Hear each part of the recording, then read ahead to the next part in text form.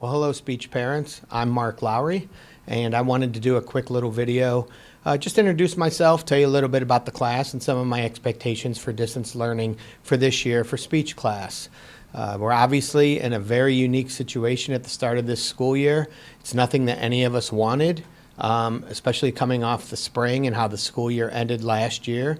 And I'm just kind of going into the year saying I could do one of two things, and we can all do one of two things. We can either complain about it and question whether or not this is going to be beneficial, or we can work even harder and all commit to the idea of distance learning and make it as beneficial as possible for all of your children and all of my students. And so that's what I've decided to do.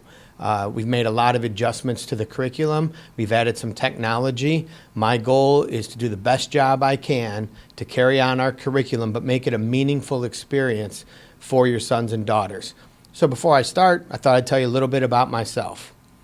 This is my second year here at Lincoln High School, but I've been teaching for 20 years. Graduated from Ohio University. Worked for 12 years in TV at TV stations here in Columbus and in Cleveland. I got a master's in education back in 2001, and then I went back to school and got another master's in 2015 in school leadership, and I even have my principal's license. But I love being with students, and so the idea of being an administrator hasn't won out yet because I enjoy teaching just too much. And distance learning is going to be a challenge, and so I just want students to be. What does that mean? Well, I want them to be on time. I want them to be responsible for getting their work done, for being where they're supposed to be, to listening to instructions. I want them to be courteous to their other classmates that they're going to meet in our Google Hangouts. I want them to be patient. We're going to try stuff throughout the year that isn't going to work right away. The technology doesn't load. They're going to, get kicked offline and have to join back. There are going to be technical setbacks. And hopefully everybody could just be a little patient, Be alert, be active within the class. When they're asked to contribute, contribute. When they're asked to give an opinion, give an opinion. Do the best we can to stay focused. Be invested in the class. Be accepting of others and be confident. Because that's what speech class really is. It's about building confidence so students can get up and speak, whether it's in a small group setting or a large group setting or a job interview, whatever the setting happens to be. We just want students to become confident communicators, confident speakers, and that's what speech class is. So, a few more things about distance learning. We will start class promptly at the time that's designated on the schedule, so the students should log on a few minutes before that just to make sure that they're on. We will take attendance at the beginning of each period. I'll probably even take attendance in the middle and at the end of the period too, just to make sure people aren't logging in and logging out if I can't see everything all the time. Please remind your students to mute their mics, but keep their camera on. And trust me, it's speech class. They will have plenty of time to turn on their mics and speak. That won't be a problem at all. Try to limit distractions, find a quiet place for them, obviously.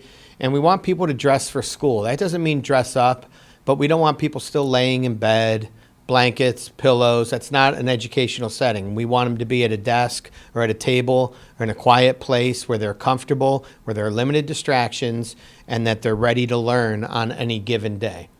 I mentioned speech class earlier, and what will we be doing in speech? Well, we're going to explore all aspects of communication, whether that's speaking, but also just as importantly, or even more importantly a lot of times, is listening, because you spend a lot more time in your life listening than you do actually speaking, and that's a huge part of the process itself.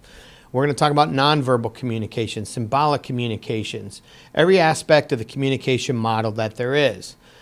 Well, what assignments will be going on? What I've done is I've looked at the curriculum from last year. I've met with our professional learning community, the other speech teachers here at Lincoln, and we've gone through, and this is how I'm going to approach distance learning. We're going to do some impromptu speaking where kids will just be given topics and just give me your opinion. I just want them to feel comfortable in the group setting. I want them to talk to their classmates. I want them to talk to me, and it's my job to get them to speak up. We're going to do formal, organized speeches, so they might have to do a little research and, do some source speeches. They're going to have to talk about themselves. They're going to get to pick their topics for their speeches, so something that interests them, because I think confidence gets built when you speak about something that you're knowledgeable about and confident in, and then kind of work our way through the process. We're going to do persuasive speaking, where they're going to have to take a stance on something. Digital citizenship is something new that we're introducing this year. We want students to understand that what they put online and how they communicate online and the image that they portray online matters, and how to treat people online with respect, especially in a classroom setting like a Google Hangout and what we're about to go through. Later in the semester, we're going to do a job interview. During distance learning in the spring, I gave each student 15 questions to prepare for, a fake job interview, and I had the parents actually conduct the job interviews, and they liked grilling the kids and putting them on the spot and follow-up questions, because they wanted to help prepare them for when that time really comes, if it hasn't come already. They're going to have to do a product pitch, pick a fake product, persuade me to buy it. A vlog is a video log, and the kids all know what those are. They love doing them. It's probably the favorite assignment of the class, but I'm going to have them create a vlog later in the semester towards the end. And they're also going to have to analyze the areas of communication that they feel they're strong in now and ways that they think that they can improve. I think parent communication is going to be key, especially during distance learning. Parents, we're going to need you more than we ever have. We can do all we can to communicate and to give feedback and give support and give attention to students.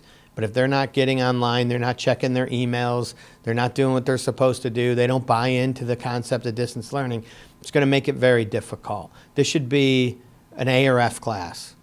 Show up, do what you're supposed to do, follow directions, turn in your assignments. It shouldn't be any issue with grades. The other extreme of that would be students that just don't come, don't do their work, then they're at the other end of the spectrum.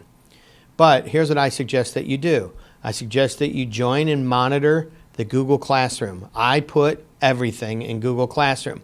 All assignments, all explanations, due dates, the rubrics. I give students the rubrics for the assignments at the beginning so they know what they're getting graded on. It's like giving them a quiz before they take it.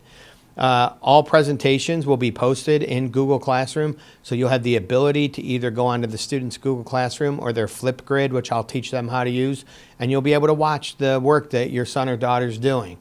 Check Infinite Campus for grades. It always works best when parents are involved and they know when a student missed an assignment, and it doesn't take 7 missed assignments before everybody's on the same page. So please monitor Infinite Campus.